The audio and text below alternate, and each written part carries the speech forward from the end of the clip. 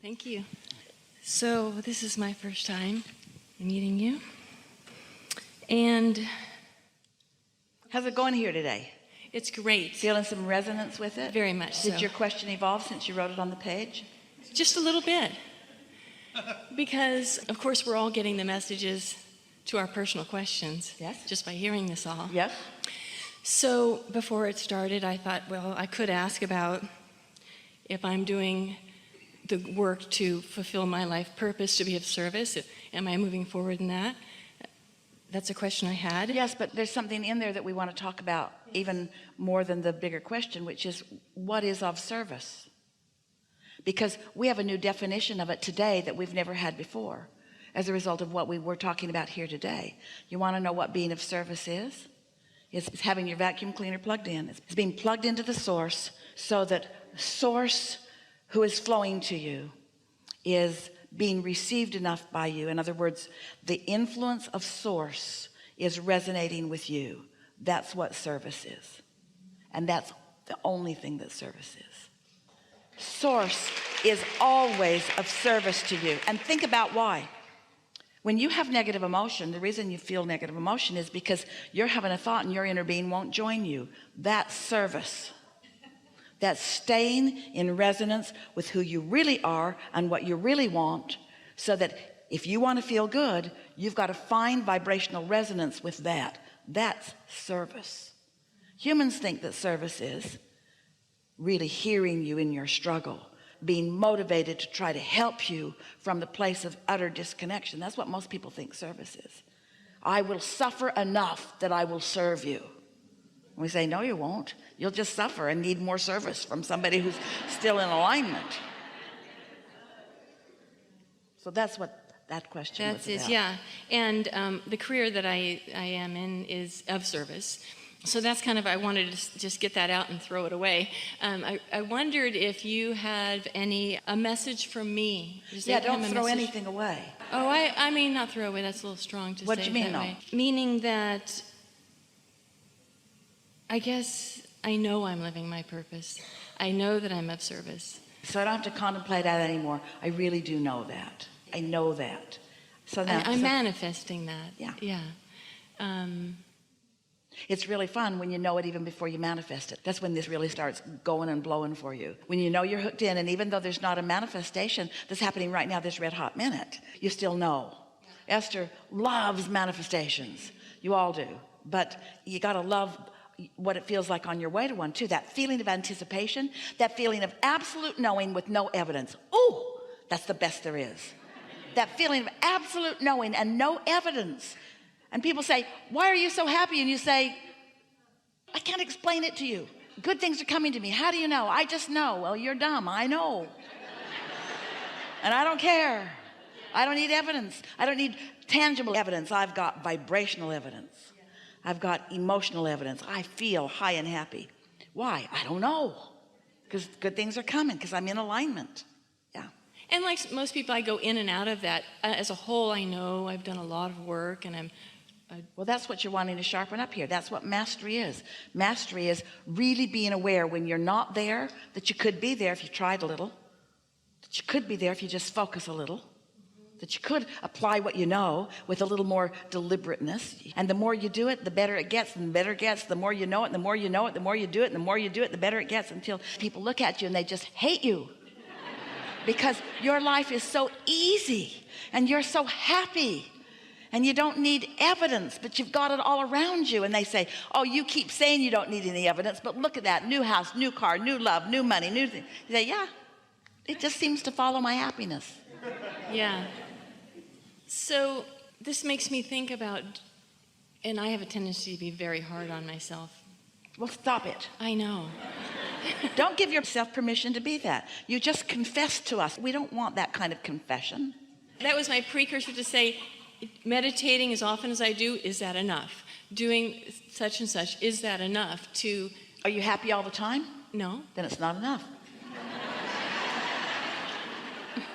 Okay. Next. So if I... So if I sit a little longer, there'll be a day when I'm happy Not all longer, the time. but more consistent, and more consistent understanding what you're doing. Don't sit like our friend was sort of describing, trying to receive a message before you're ready. Sit with the intention of quieting your mind. Sit with the intention of just letting go of thought. Sit with the intention of allowing, in the absence of resistance, your vibration to rise and resonance to happen, and then ideas to begin flowing. Understand what meditation is. Meditation is the way you let your inner being teach you alignment. That's what meditation is. Your inner being is always there, and you're not always there, but when you meditate, you could always be there. So my ultimate question was, is there any message for me personally? Meditate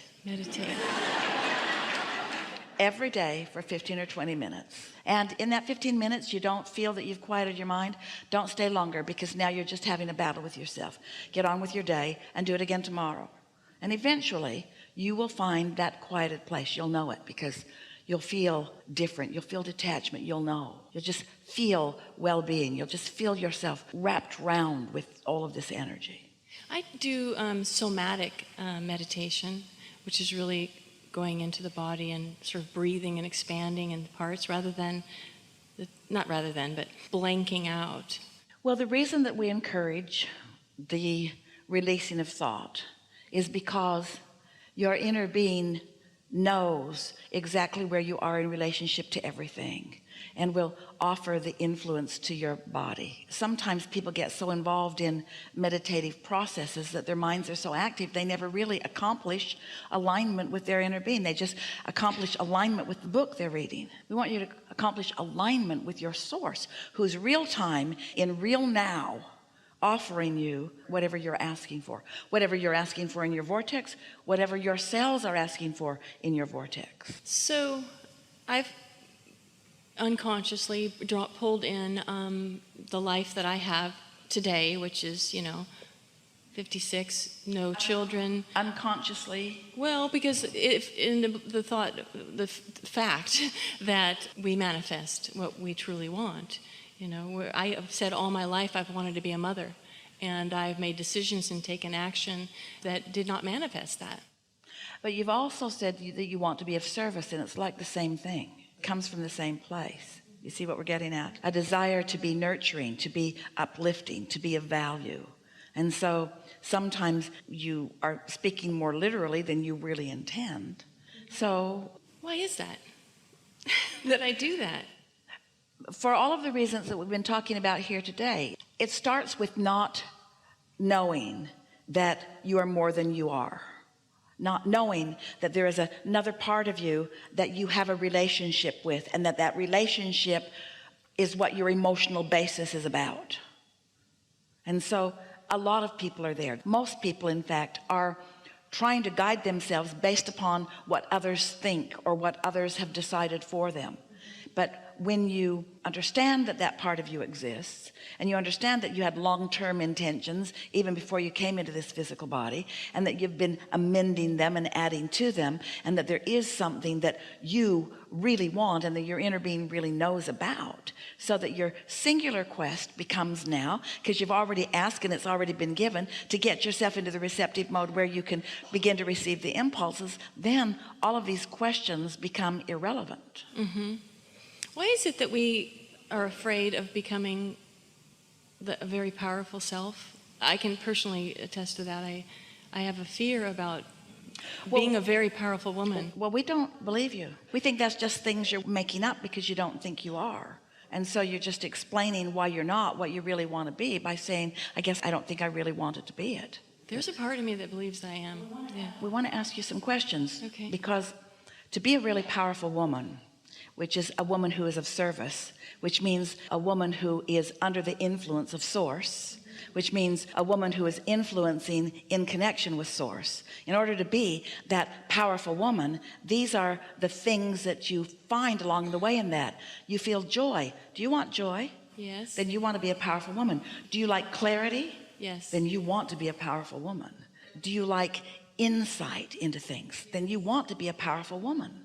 So can you see how that's just stuff you've been making up? Maybe you heard it somewhere, but none of it rings true, does it? I don't know if I followed you. You mean all that you just said? Yes, it rings true. None of that not being a powerful woman because I don't want to be. No, it's almost like bird. I just get distracted from my mission, my this other voice and all the physical actions and things I've done to produce who I am But today. here's the thing that we want you to hear. You heard a whole lot here today, and we acknowledge that you heard it. So that all of these things that you are saying are irrelevant given what you now know. But you're still saying them because you've got the habit of saying them. You've decided that that's who you are, but that's not who your inner being knows that you are. And right now, that's not who you know that you are. So our encouragement is to no longer practice that old defeating, powerless conversation. Think how powerless the words are that I'm afraid of my own power. Have you ever heard any more powerless words than I'm afraid to be powerful?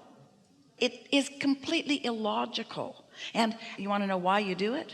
Because you have decided that others don't like powerful women and you don't want to upset them.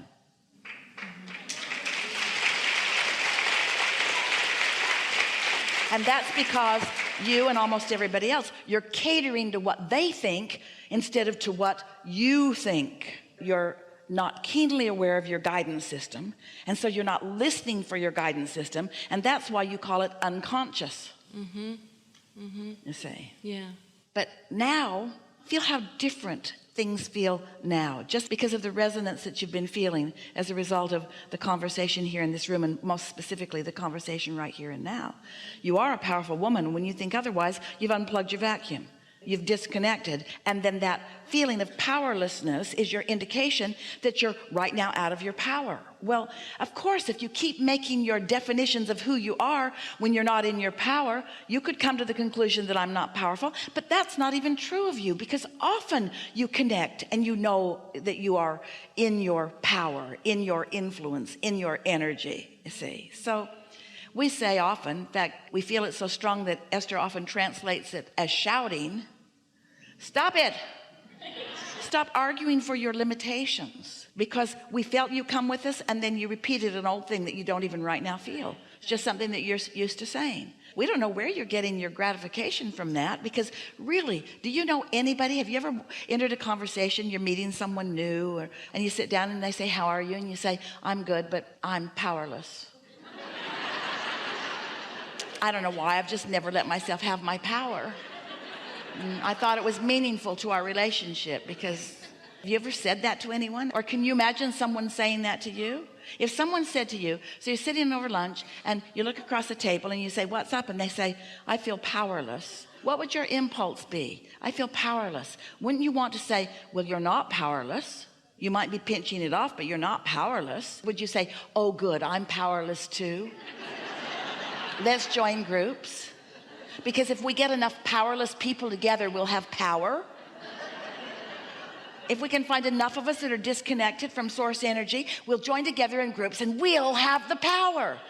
Yeah, you'll have the power for mediocrity. You'll have the power for yucky things that don't feel good. You'll have the power for dismal conversations and miserable life experience. But that's not power. Power is joy. Power is love. Power is appreciation. Power is knowing. Power is clarity. Power is the universal energy that creates worlds flowing through your fingertips. So you say, I'd like some of that. And the universe says, there you go. And you say, I did that because I have power.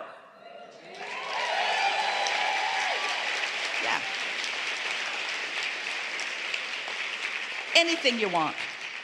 And so what you're getting on a daily basis is just how much power you think you have. How much that you're allowing yourself to have. Sometimes you don't allow it because other people have told you you're not worthy. Sometimes you don't allow it because you yourself don't, or you feel like you're not prepared. You make up all kinds of reasons for not knowing that you can have it if you want. But if you could just catch the spirit of being ready to be ready to be ready, and that it will just continue to unfold in pleasing ways for you, and that no one is keeping score except you, and your scorekeeping is not good for you. Just keep score of how happy you are and watch what happens. I was way happier today than I was yesterday. Ooh, I had so many happy moments today. Start keeping track of things that really feel happy, the moments of true happiness, and then watch how things just start shaping up for you.